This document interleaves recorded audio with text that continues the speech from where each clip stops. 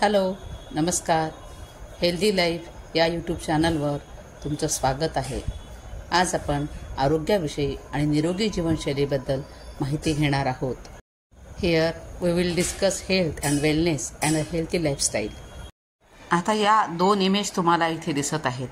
पहिल्या इमेजमध्ये चुकीच्या जीवनशैलीचे दुष्परिणाम आपल्याला दिसत आहेत आणि दुसऱ्या इमेजमध्ये चांगली जीवनशैली, आरोग्यदायी जीवनशैलीचे परिणाम आपल्याला दिसत आहेत.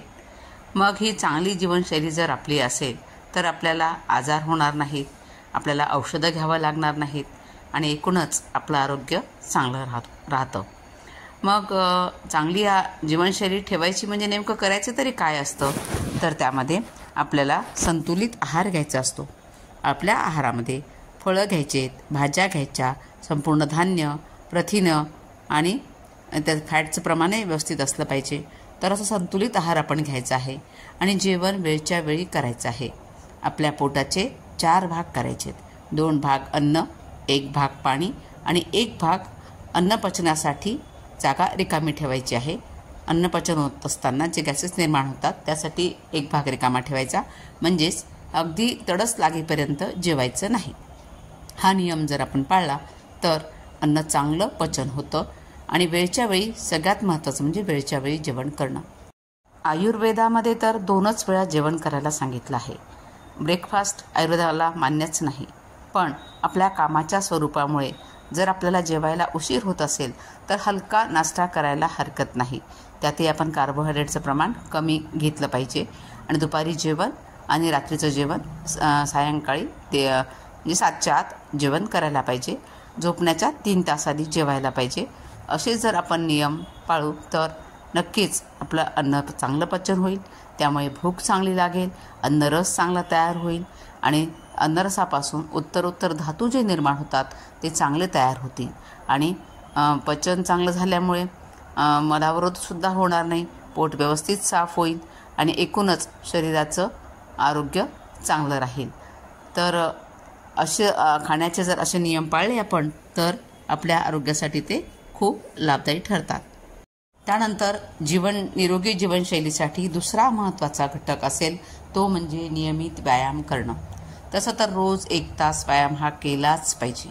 त्यामध्ये जॉगिंग असेल, वॉकिंग असेल, एरोबिक्स असेल, झुंबा असेल, जिम असेल, योगाभ्यास असेल, तुम्हाला जे शक्य होत असेल ते तुम्ही करायचं आहे. वेळ नसेल तर आठवड्यातून कमीत कमी 5 दिवस रोज अर्धा तास जरी व्यायाम केला कुठल्याही प्रकारचा तरी पुरेसा आहे. पण आपल्या शरीराची हालचाल ही झालीच पाहिजे. शरीराची हालचाल झाली म्हणजे डायजेशन चांगलं होतं, शरीरामध्ये रक्ताभिसरण चांगलं होतं आणि एकूणच आरोग्य चांगलं राहण्यासाठी उपयोग होतो. आणि सकाळच्या उन्हामध्ये तुम्हाला बसायचं आहे. 10-11 वाजेपर्यंतचं ऊन जे असतं त्यामुळे आपल्याला व्हिटॅमिन डी मिळू शकतं. त्यासाठी आपल्याला उन्हात बसणं जास्त गरजेचं आहे. आजकाल व्हिटॅमिन डीची डिफिशियन्सी आणि B12ची डिफिशियन्सी असणारे पेशंट खूप दवाखान्यात येत असतात. तर त्यासाठी आपण हा एक नियम पाळूया की आपल्याला रोज उन्हामध्ये थोडा वेळ तरी आपण अर्धा तास तरी का होईना उन्हामध्ये बसायचं आहे. त्यानंतर निरोगी जीवनशैलीचा पुढचा घटक आहे तो म्हणजे पुरेशी झोप. ही रोज 7 ते 8 तास झोप घेणं खूप आवश्यक आहे. झोपेच्या कमतरतेमुळे शारीरिक, मानसिक आरोग्यावर नकारात्मक परिणाम होऊ शकतो.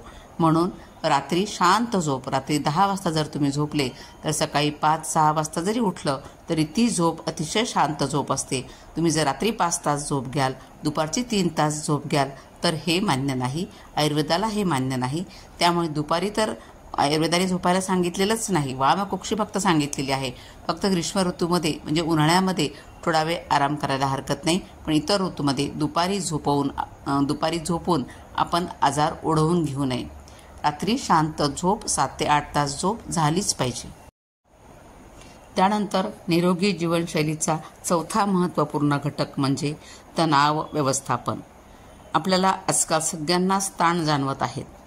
त्यामुळे तणावामुळे ॲसिडिटी वाढणं, मानसिक आजार होणं, सतत बेचैनी होणं, भूक न लागणं, अन्नाचं पचन न होणं, IBS सारखे विकार, स्किनचे प्रॉब्लेम हे तणावामुळे येऊ शकतात. म्हणून आपण तणाव कसा कमी करता येईल याकडे लक्ष दिलं पाहिजे.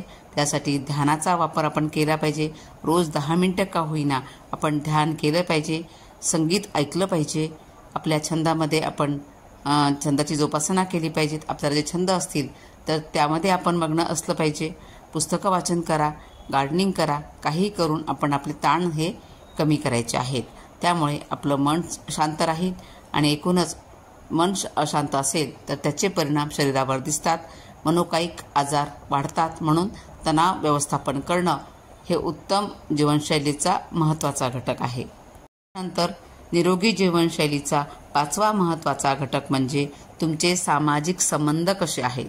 तुमचे मित्रासोबत, कुटुंबियांसोबत तुम्ही कसा वेळ घालवता ते बघणं खूप गरजेचं आहे. आणि सतत एकटं राहण्यामुळे नैराश्य येतं. त्यामुळे आपण कुटुंबासोबत वेळ घालवला पाहिजे, मित्रांसोबत वेळ घालवला पाहिजे. मित्रांसोबत वेळ घालवा हे मी जरी सांगितलं तरी तरुण मुलांना सांगावं असं वाटतं की आपली संगती कशी आहे हे बघा.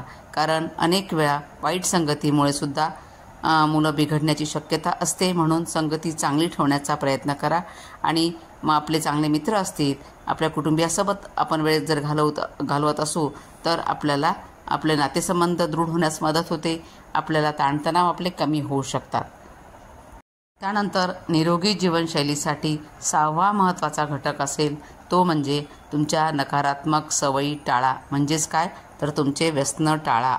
व्यसनामध्ये धूम्रपानाचं व्यसन असेल, तंबाखू खाण्याचं व्यसन असेल, मद्यपानाचं व्यसन असेल किंवा काही जणांना अंमली पदार्थ सेवन करण्याचं जर व्यसन असेल तर ते आधी बंद केलं पाहिजे. त्यामुळे अनेक आजार आपण ओढवून घेतो आणि कॅन्सरसारख्या आजाराला आपण आमंत्रणच देत असतो. म्हणून व्यसन पूर्णपणे बंद केलंच पाहिजे तर आपण आपलं आरोग्य उत्तम ठेवू शकतो. त्यानंतर आरोग्यदायी जीवनशैलीसाठी 7वा महत्त्वाचा घटक असेल तो म्हणजे नियमित वैद्यकीय तपासणी. आपण आपली नियमित चेकअप केलं पाहिजे. वयाच्या 40नंतर ज्या तपासण्या करायला सांगितलेल्या असतात त्या करायला पाहिजे. यासाठी माझा एक व्हिडिओ आहे, त्याची लिंक मी डिस्क्रिप्शन बॉक्समध्ये आपल्याला देत आहे. आणि ज्यांना ब्लड प्रेशरचे त्रास आहेत त्यांनी नियमित ब्लड प्रेशर तपासणं, डायबेटीस असेल तर शुगर तपासणं किंवा काही त्रास होत असेल तर तो अंगावर न काढता वेळीच डॉक्टरांकडे जाणं, ट्रीटमेंट घेणं खूप गरजेचं आहे. कधीकधी काय होतं की पेशंटला ॲसिडिटीसारखी लक्षणं दिसतात, चेस्ट पेन होतं, ॲसिडिटीसारखे लक्षणं दिसतात आणि पेशंट ॲसिडिटीची औषधं घेऊन घरच्या घरीच आपली ट्रीटमेंट करतो. मेडिकलमधून औषध आणतो आणि ट्रीटमेंट करतो. पण नंतर जर जास्त त्रास झाल्यानंतर जेव्हा दवाखान्यात येतो त्यावेळी ECG केल्यावर लक्षात येतं की त्याला हार्ट अटॅकचा त्रास आहे. त्यामुळे आपण घरीच औषध उपाययोजना न करता वेळीच डॉक्टरांकडे गेलं पाहिजे. तेव्हा रोगाचं निदान व्यवस्थित होतं आणि पुढचा धोका हा टळतो. म्हणून नियमित वैद्यकीय तपासणी करणं गरजेचं आहे. आता आपण बघितलं निरोगी जीवनशैलीचे घटक कोणते कोणते आहेत ते. बरं, आता ही आरोग्यदायी जीवनशैली तुम्ही पाळली तर यापासून तुम्हाला फायदे काय मिळणार आहेत तर तुमची रोगप्रतिकारशक्ती वाढणार आहे, तुमचं वजन नियंत्रणामध्ये राहणार आहे, तुमच्या शरीराची कार्यक्षमता वाढणार आहे, तुमचं मानसिक आरोग्य सुधारणार आहे, तुमचा ताण कमी होणार आहे आणि तुम्ही आजारी पडण्याचा धोका हा कमी होणार आहे. आणि एवढे जर फायदे या चांगल्या जीवनशैलीचे आहेत तर नक्कीच आपण ही जीवनशैली निरोगी जीवनशैलीचं अवलंब केला पाहिजे. आपण त्याप्रमाणे वागलं पाहिजे. तर आपल्याला या पहिल्या इमेजमध्ये दिसतं आहे सतत आजारी पडून नेहमी गोळ्या घ्याव्या लागतात, ती वेळ आपल्यावर येणार नाही. तर म्हणून निरोगी जीवनशैली आपण पाळूया आणि तंदुरुस्त राहूया. धन्यवाद. माझा हा व्हिडिओ आपल्याला आवडला असेल तर जरूर लाईक करा, शेअर करा, कमेंट करा आणि माझं चॅनल सबस्क्राईब करायला विसरू नका. धन्यवाद.